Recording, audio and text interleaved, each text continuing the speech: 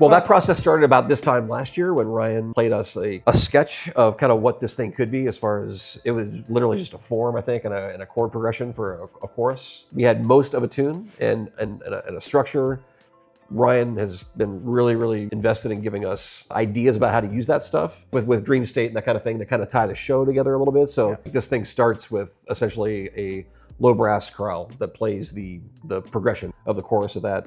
We slowly kind of add brass voices as that evolves and fills out. It adds a little more complexity, a little more motion. But the real thing in doing this is that idea, but with a sidechaining. And it's featuring the drum set and also our snare performers. Ryan talked to us, I think it was maybe even last year, but it was not really a new technique, I think, in his world, at least for drum corps and the technology involved.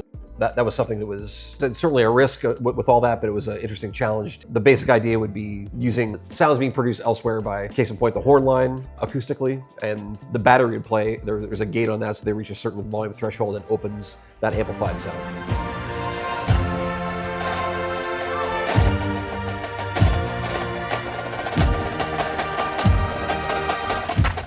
And so that idea of like something happening here causing this to happen, or having this entity of the battery having an effect on the brass, was a really interesting thing. Of the effect of it and the idea that you can move the sound around and just create an atmosphere, you know, and it just sounds great. Yeah, and that kind of informed, I think, him and his bandmates as they're composing this music that we'll be incorporating into our show as well. So it was a neat thing where he provided that kind of kernel. We kind of ran with kind of developing a show around that idea, or at least inspired by a spark of that idea, and then incorporating more of their kind of new music to it. So it starts a little bit more pointed, so we get that concept that kind of, it's an ode to the beginning of the show a little bit. Again, another abstraction of kind of the drumming and these kind of extreme kind of piano to fortissimo kind of efforts in the snares. I think it's a little more complex, and then it opens everything out. And at that point, we come in with the anthem of the tune, as Doug says. Kind of, endlessly. Right, kind of bring it home and have kind of a combined effort with some things from Dream State.